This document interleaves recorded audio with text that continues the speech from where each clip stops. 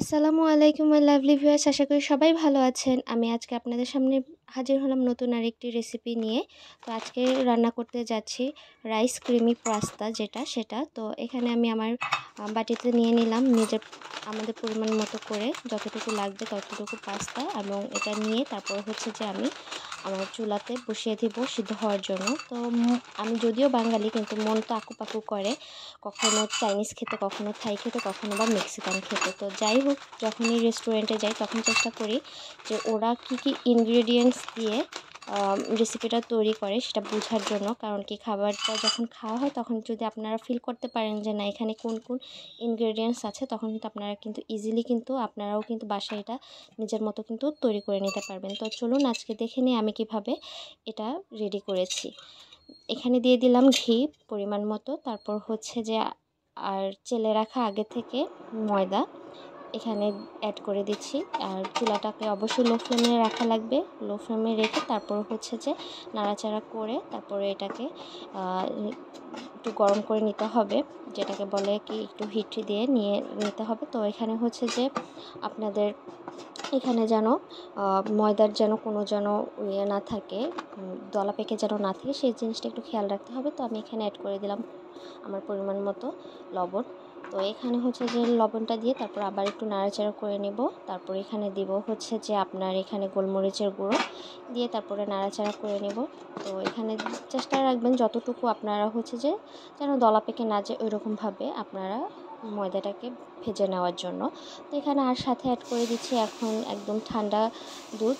এটা যদি নর্মালে রাখা দুধও হয় তাহলেও কোনো প্রবলেম নেই, কারণ কি এখানে ঠান্ডা দুধটা ইউজ করতে হবে। যদি গরম দুধটা ইউজ করতে যান তখন কিন্তু এখানে যে ময়দাটা আছে সেটা কিন্তু সিদ্ধ হয়ে যাবে শুরুতেই, আর দেখা যাবে যে দলা পেকে যাবে, যেটা কিন্তু একদমই করা যাবে না, যেহেতু এখানে আমরা ক্রিমি পাস্তাটা রেডি করব। তো এখানে আমি অ্যাড করে দিলাম এখন চিনি দিয়ে তারপর আবার হচ্ছে যে এখানে আমি নাড়াচাড়া করে নিচ্ছি যেন দলাটা যতটুকু না পাকানো যায় ততটুকুভাবে আমি এটাকে মিক্স করা ট্রাই করছি। তো এখানে হচ্ছে যে এখানে দেখতে পাচ্ছেন যে আমি কোন মানে ঘনত্বে হচ্ছে যে ইয়েটা করেছি, রেডিটা করেছি আপনার ক্রিমটা। তো এখানে ক্রিমটা দেখুন এই পর্যায়ে আসলে কিন্তু যখন একটু দেখবেন যে হালকা হালকা ঘন হয়ে এসেছে তখনই কিন্তু এটাকে কিন্তু তুলে নিতে হবে। তো আমি আমার বাটিতে তুলে নিলাম।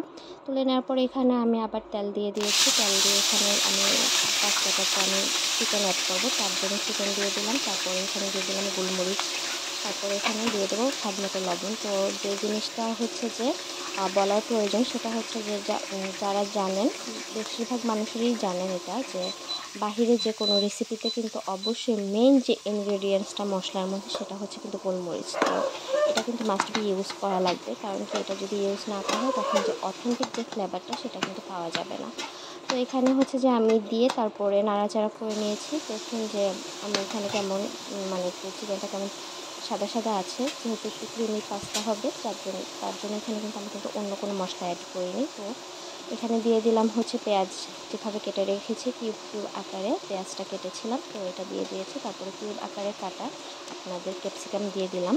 তারপরে হচ্ছে যে এখানে দিয়ে দিলাম হচ্ছে কুচি করে রাখা আগে থেকেই গাজর। তো এগুলো হচ্ছে যে আমি ভেজে নিব ভেজিটেবলসগুলো, কারণ কি এখানে ভেজিটেবলসটা দিলে ভালো লাগে। তারপরে দিয়ে দিলাম চিলি ফ্লেক্স, তারপর দিয়ে এটাকে আমি হচ্ছে যে এখন নাড়াচাড়া করে নেব। তো আমি এটাকে খুব বেশি পরিমাণ সিদ্ধ করে ফেলবো না, কারণ কি খুব বেশি পরিমাণ সিদ্ধ করলে যে একটা কামড়ে যে একটা এই যে ভেজিটেবলসগুলো কামড় পড়লে যে একটা ভালো একটা লাগে সেটা কিন্তু লাগবে না এত বেশি। এর জন্য আমি এটাকে ভেজে নেব না। তারপরে যদি আপনাদের যদি ভালো লাগে সেটা হচ্ছে যে আপনাদের ইচ্ছে। তো আমি আবার এটার মধ্যে পরিমাণ মতো আমি লবণ দিয়ে দিয়েছিলাম ভেজিটেবলটাতে। তো এই দেখুন এই অবস্থাতে যখন হালকা একটু ভাজা ভাজা হবে তখনই কিন্তু আমি দিয়ে দিয়েছি আগে থেকে রেডি করা রাখা হোয়াইট ক্রিমটা। তো এখানে দিয়ে তারপর হচ্ছে যে আমি ভালোভাবে ভেজিটেবলের সাথে কিন্তু আমি মিক্স করে নেব।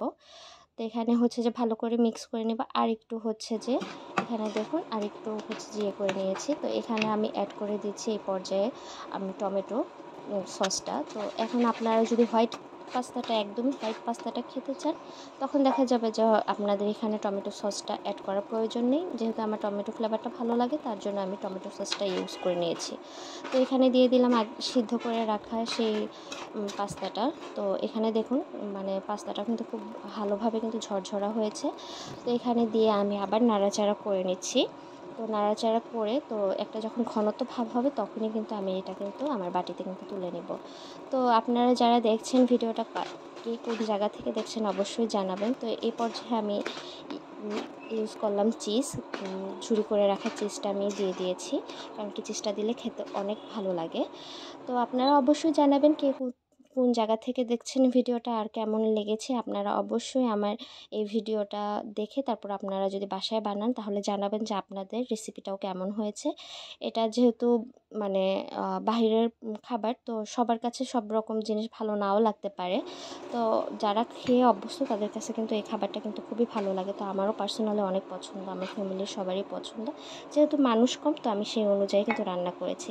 যদি আপনাদের কাছে আমার ভিডিওটা ভালো লেগে থাকে, তাহলে লাইক করে দেবেন, সাবস্ক্রাইব করে